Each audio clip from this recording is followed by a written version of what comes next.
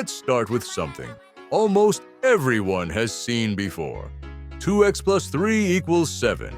This is much simpler than it looks. An equation is just a balance. What's on the left must be exactly the same as what's on the right. Our goal is simple. We want to know what x is.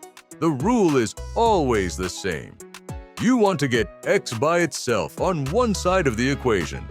Let's work step by step. We start with 2x plus 3 is 7.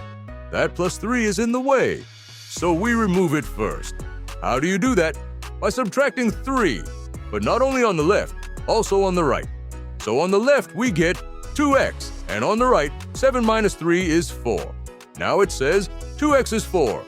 Now one more step, we want x alone. So we divide by 2.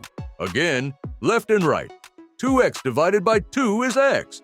4 divided by 2 is 2, so x is 2. And we're done. But let's quickly check. We put x back into the original equation.